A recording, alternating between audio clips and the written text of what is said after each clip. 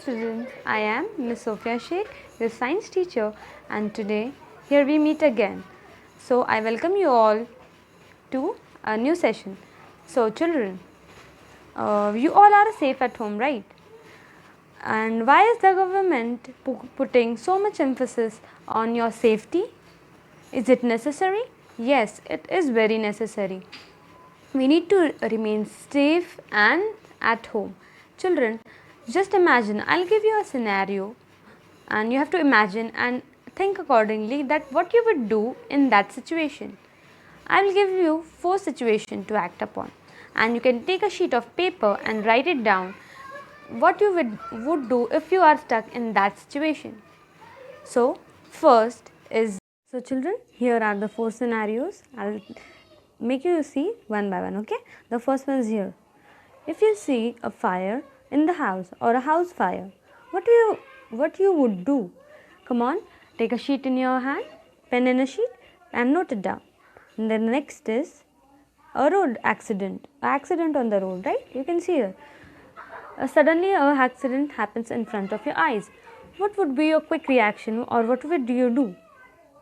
The next is, if you see your friend drowning, what will happen? What you would do? Just think on it, imagine, and write it down 2 or 3 sentences, maybe 4 or 5 will do, okay? The next is, your friend is suddenly bitten by an animal or a dog bites him. So what will be your reaction or what you will do?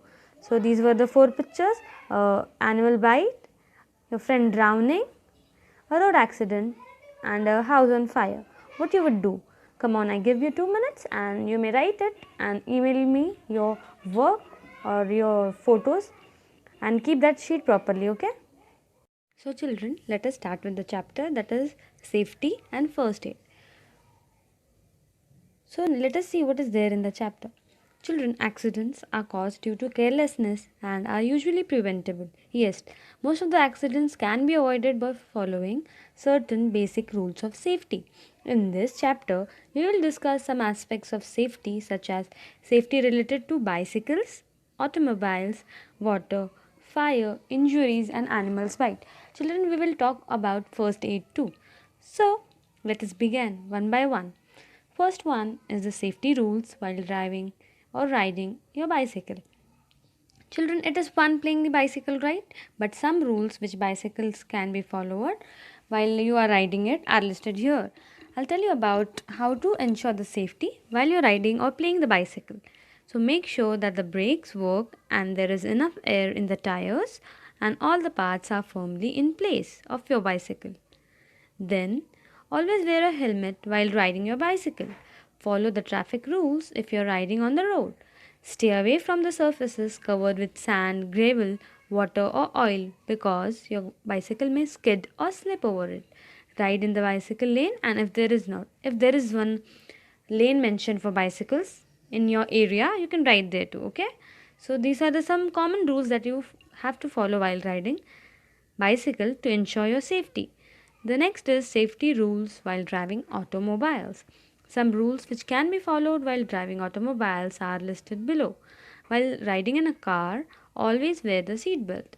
Tell your father must always wear it, so it is well and good. If not, you have to tell your father and relative or wherever you see where people don't wear the seat belt, tell them to wear and make sure that you wear too. Sit quietly or speak softly. Do not disturb the driver, as if the driver is disturbed, accidents are prone to happen. Do not play the stereo or that is music player loudly. What happens is it distracts the attention of the driver and whatever the vehicle is coming, one may skip it. So, do not put your head or arm out of the window. Look out for traffic while getting down from the vehicle. Always try to get down on the side of the footpath. So this will help you prevent accident. These were the rules while driving. Now safety rules while swimming. Take care of the following aspects while swimming or playing near a water body. Never go near water without a guardian watching. Yes, like anything may happen anytime. So make sure that you do swimming under a guardian, that is guidance of your mama or father. or any your elder sister or uncle, auntie, maybe elder sibling, anyone, but don't go alone. Stay away from water bodies such as lakes, pools, and rivers during stormy weather, right? You you cannot go and swim there during the rainy seasons or where the stormy weather is, right? So stay away from there. Take swimming lessons if you do not know how to swim. Unless and until you don't know how to swim, please don't enter a swimming pool.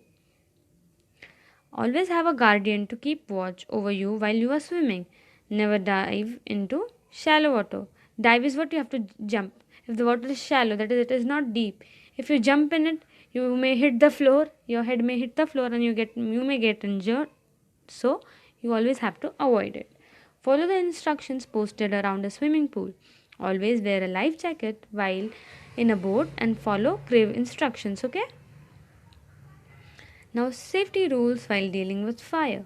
Children, fire is a very useful tool when used properly and with care. However, accidents involving fire may cause a lot of damage and pain. It is better to be very careful and prevent a fire disaster. Precautions to avoid fire are never play with candles, matches, or lighters around the house. Just for fun, don't pick up a lighter or candle something and start playing with it. No, please don't do it. Do not use cooking gas fires as which is one is used while for cooking your mother uses it. Don't play with it. Do not stand too close to open fires. Do while not cook or burst crackers wearing synthetic clothes. Do not means you don't have, if you're wearing synthetic clothes, that is a fabric which catches fire quickly. Don't go near the flame. Do not allow an open flame near petrol pumps or near materials. Why? Because they can catch fire easily. So if you see someone smoking near a petrol pump, you should always tell him to stop. Why? Because the cigarette, due to that cigarette, the petrol pump has petrol and which catches fire very quickly, so it is very dangerous, so you should avoid it. Now what this was the precautions. Now what would you do, or what you have to do when you are caught in a fire? If you are caught in a fire, children, make sure to put out a small fire stuck inside a building, or something. If the whole building is in fire or it is a small one, you will use a fire extinguisher. There is always a fire extinguisher present in a building, so you can use it. Remember to use a wet cloth. Tie a wet cloth around your mouth and nose and use the password while using the fire extinguishers to avoid inhaling smoke. What is the pass method? The pass method is, as you can see here in the picture. P stands for pull, A stands for aim, S stands for squeeze, and the next S stands for sweep. So take the extinguisher in your hand and pull the nozzle, aim at the fire, squeeze the nozzle, and sweep the wherever the fire is spreading. So this was the pass method. And in case of any emergencies, you can always use this fire for extinguishing fire using the fire extinguisher. Or you can also, if the fire is big enough, you can dial 101 to call the fire service. So everywhere there are fire service number is different. Maybe in some country it is 911, but here you can use 101 in here in our area. So tie a wet cloth around your mouth and nose. Do not use lifts. If children, remember, if the building is on fire, if you use lift and all, if the lift stops by chance, so you may have chances to get stuck in that. A person may be struck. So pull the pin using the staircase or emergency exit. Okay, you have to use the staircase, not the lifts. Now children, if a person, what happens, this was the precautions where you can avoid the situation. Now if a person clothes catches fire, what you should do not allow him to run around and panic. Like he's running here and there, from him it may be spread to other person or the whole curtain or something. Although if he's running here and there in panic, the whole room may burn. So first of all, tell him not to run. Oxygen is needed for fire to burn, right? If a person runs around, he comes in and in contact with the oxygen present in the air, and the fire may even grow more. So ask him to stop and drop the blanket to the ground. Wrap the supply. You can just cover him up with a blanket. to stop the supply of oxygen and roll him on the ground to put out the fire. Children, you can always remember these words: stop, roll, and roll. This is the slogan to put out the fire. If you suppose in case if your clothes have catched fire a little bit, so you have to stop on the very moment, as I told you earlier, not to run here and there. Why? Because the fire may grow more. So you have to stop. If you drop it on the floor, and you have to roll down.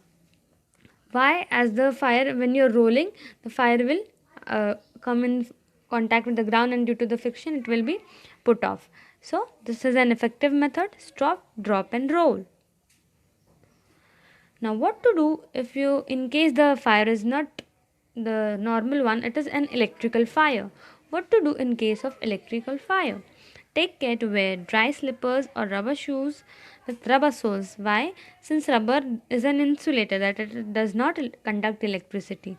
So in case of a fire, some caused by some short circuit or faulty electrical appliance, turn off the main switch at once.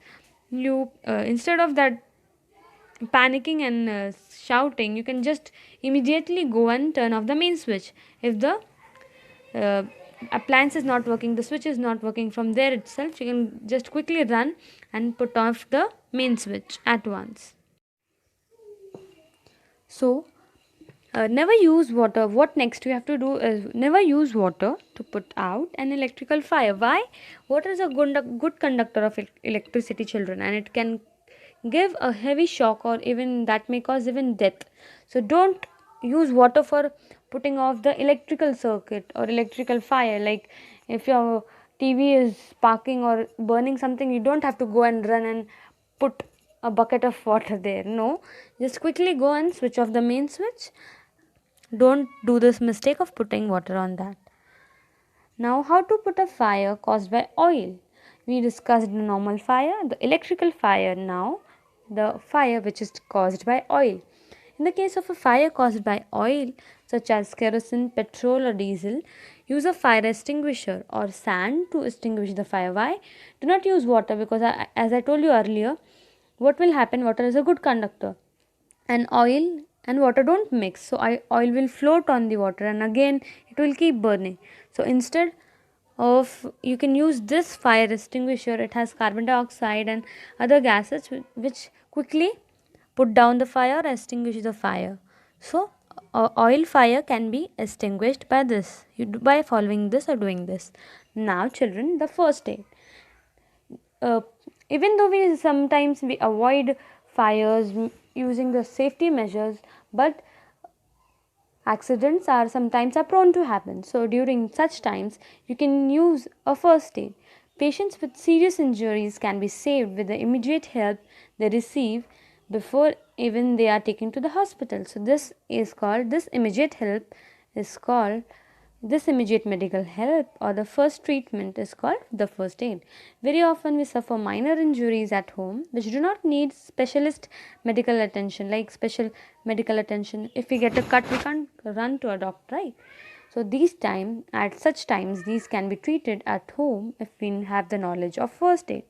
So let us discuss the simple first aids that can be followed. If you get cuts and bruises, what you can do is, if a wound is caused by a minor cut or scratch, like if you're playing and you fell down and you have a scratch on your knee, so first what you have to do is first wash it with water and then apply an antiseptic cream over it.